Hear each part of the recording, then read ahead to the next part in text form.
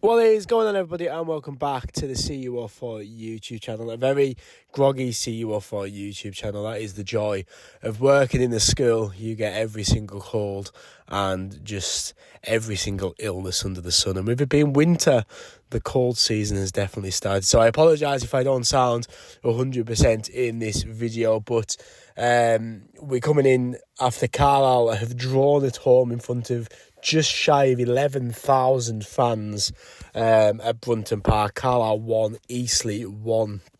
In a video that's going to be very positive considering the result. I know a lot of people very disappointed with the result. I'm very disappointed with the result. Carlisle should have killed the game. But in the first half, really. But, of course, they didn't. And, you can't hold on to a one-goal lead for an entire game. It's just a dangerous scoreline, a 1-0 lead. So Carlisle, of course, threw it away in sort of the 86 minutes or so. And it was disappointing. But you could see it coming, to be fair. But I come out of the game feeling very positive. Carlisle down to third. We probably should be winning at home in front of 10,800 fans.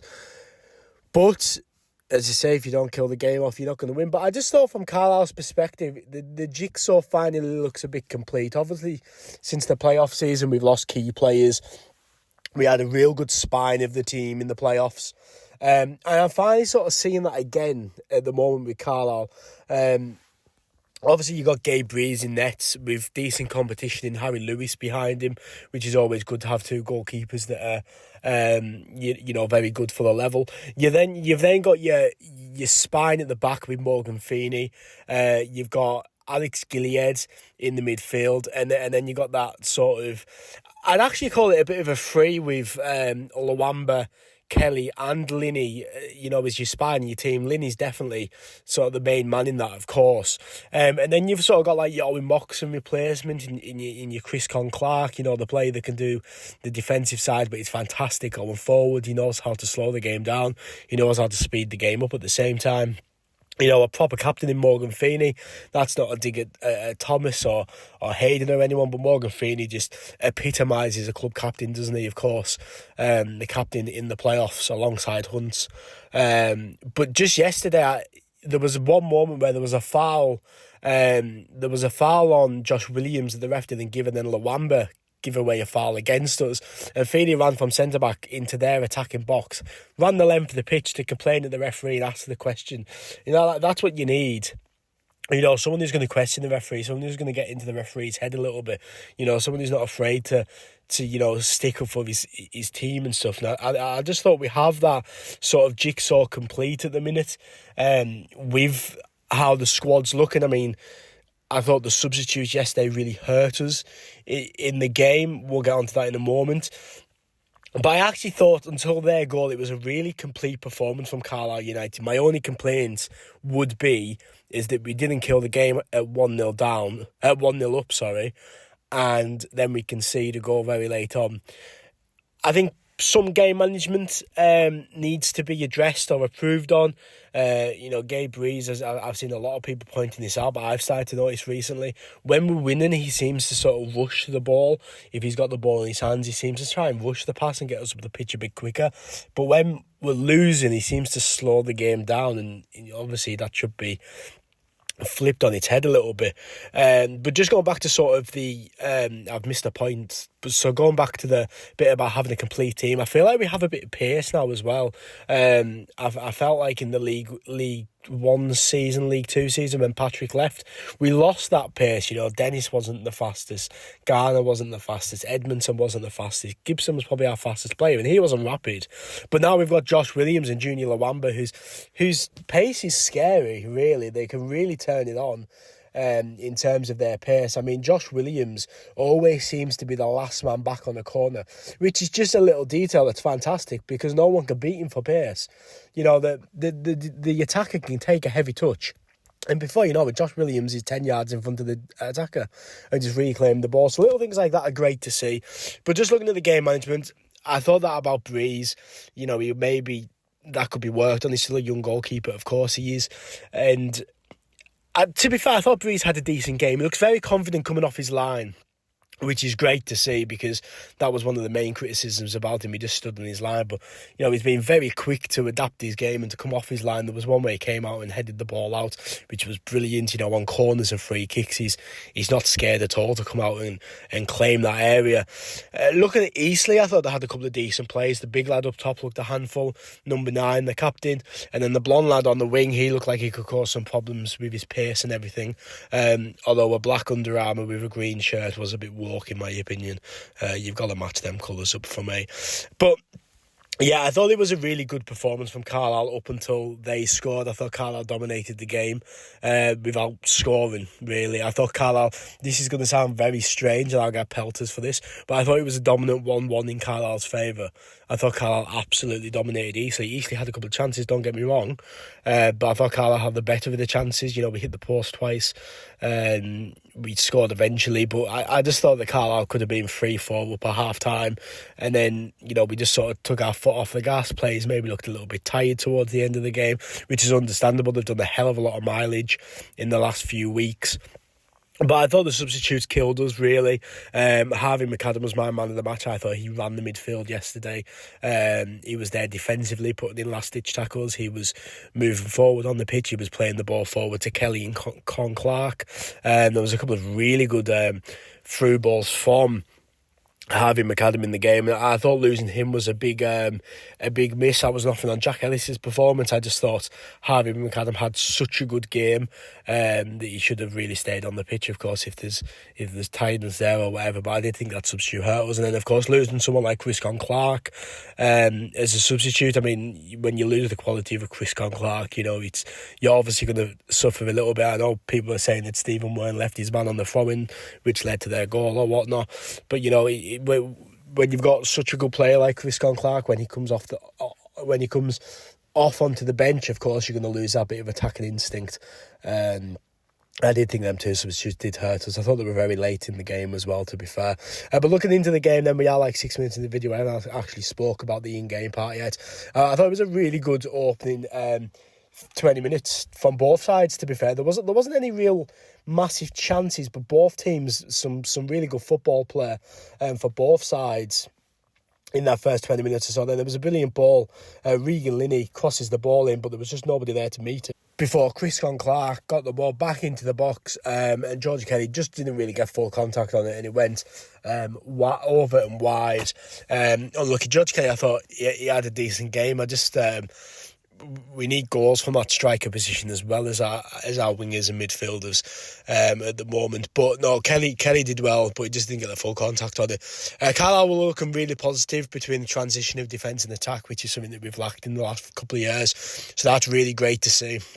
And there was a real good flurry of chances from Carlisle, from corners, from crosses, from the rebounds from the corners. There was a brilliant cross into Georgie Kelly. And Georgie Kelly, I mean, we've spoke a lot that he could literally take a meteor out of the sky. If Georgie Kelly was around when the dinosaurs were here, Georgie Kelly would have just touched down that meteorite and just volleyed it back into space, and the dinosaurs would still be upon us. But Georgie Kelly, it's a brilliant touchdown. He sort of touches it over the defender in a fashion. And I think he's got more time than he thinks he's got. Obviously, I haven't seen it back. I've only watched it in the moment. He touches it down with his chest. It's an unbelievable touch, but I think he's got more time than he thinks. Really should be scoring for me. It's a good save from the goalkeeper, but the shot was directly at the goalkeeper. I thought Kelly could have done a lot better with it, if I'm being honest. Maybe I'm being harsh on him. If I was to watch it back, it might be a little bit different. But on first viewing, I thought that it really should have been 1-0 to Carlisle United at that point. There was a brilliant corner in. Morgan Freeney just heads over, but the pressure was coming. You felt like the goal was coming in that sort of last 15 minutes of the first half. And there's a brilliant flick in the midfield from Harvey McAdam. So much confidence he's had just by playing them couple of games off the bench. Was it Forest Green and Yeovil where he got them two back-to-back goals? His confidence and stock is rising, and it's a brilliant little flick from him, and then he's fouled, but the ball's played to Regan Linney. Regan Linney's running down the wing as he does. It's a brilliant cross, but it's right at the goalkeeper, and the goalkeeper makes a save. There's a lovely little 1-2 between Kelly and Regan Linney.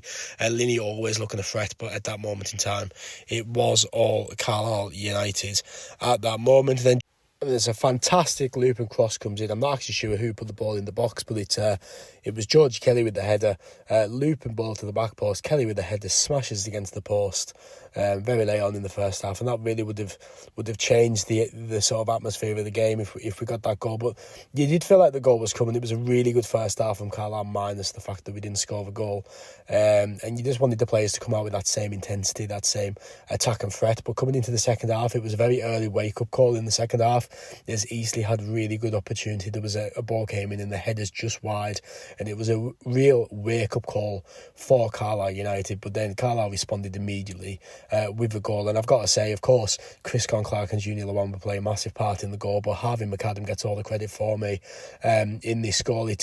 What a player he's been in the last few weeks, and his work rate, he is absolutely phenomenal.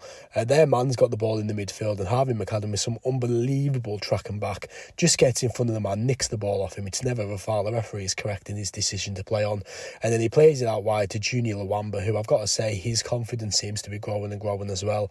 Obviously we bought him as a bit of a project player, but I mean, if he's going to start scoring goals like he's at the moment, then absolutely brilliant. But his pace is frightening, and the fact that he just turns directly into the attack, he's not looking for that drop off to Williams, or he's not looking to drop it off back to the defender. He's just turning and he wants to go forward, and I think Chris Clark's got a huge part to play, in just having him in the attack, in that midfield position at all times, giving the people that option if they need it, but just showing people that it's not difficult to turn the attack in defence. That option is always there, and to have the confidence to do it. But Lawamba directly into the attack, plays it to Chris Clark. Chris Clark plays it back into Lawamba. Lawamba sort of chops inside, takes two men out the game, puts it on his strong foot, and 1-0 Carlisle United. A brilliant finish under the goalkeeper to give Carlisle a 1-0 lead. And I've got to say, a fantastic goal from Carlisle United's perspective. The tackle from, the running from McAdam, the tackle from McAdam, the ball to Lawamba, the pace from Lawamba, the link-up play with Clark, and then the finish. It was a fantastic goal from Carlisle United. Then there's a brilliant ball again from Harvey McAdam. He plays it into Junior Lawamba. Junior Lawamba just snatches at it and takes it wide. The only option was to shoot, but he just sort of snatched at it to defend. And there was another brilliant ball from Harvey McAdam. It's becoming a trend in this game, but a great ball from Harvey McAdam. Regan, he just can't beat the defender. The defender just gets in front of him, but Carlisle, really good 2-on-1 opportunity if the opportunity arisen there, but the defender cleared it off of a corner, which the corner came to nothing.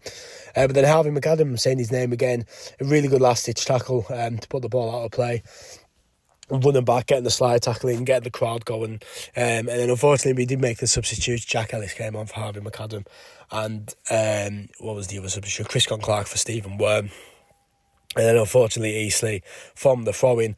It's disappointing that we concede, of course, but it's more disappointing that we concede so late on from sort of our defensive half.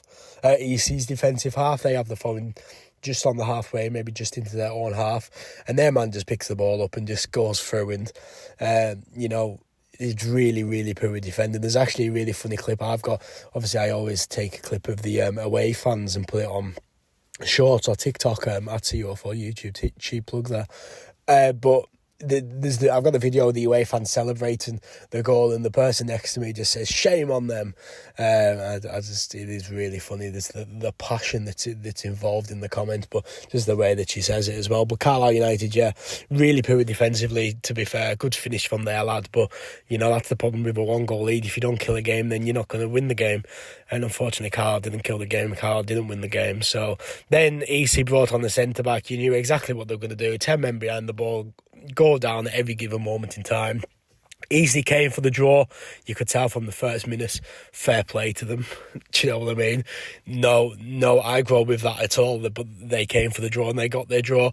Carlisle had a last chance though. Literally in the 94th minute, the last real opportunity for the game. The last real moment of the game, to be fair. Luke Armstrong touches the ball down, gets his shot away, and it just hits the inside of the post and trickles away, and then it's booted clear by Eastleigh, and that was all she wrote. Carlisle United 1, Eastleigh 1, in front of a record smashing attendance for this season, the highest National League attendance this season, 10,850. 85 away fans, fair play to making the long trip up to Bundaberg on a cold November afternoon, I should say. But yeah, Carlisle, disappointing, but lots of positives to take from me. To be honest, probably maybe a bit more of a positive video than people were expecting after that game. But apart from putting the ball in the back of the net and killing the game, I thought Carlisle looked like a really decent side yesterday. But of course, we should have been killing the game and getting the 3 points against Eastleigh. But what were your thoughts? Let me know in the comments down below. Back on the road, back to back on the road now. Boston away, and then 3,500 Cumbrians heading down to Blackpool for the FA Cup. I will see you in that Blackpool away end. Absolutely buzzing and cannot wait for that FA Cup tie. But on to Boston. Carlisle have a week off, which is nice, before that away run of fixtures, and then I believe a midweek game against Woking as well. So back to that Saturday, Tuesday crack. But what were your thoughts on the game? Let me know in the comments down below. I've been C14. Thank you for watching this video. Thank you for putting up with my quite croaky voice at the moment, and I'll see you in the next one.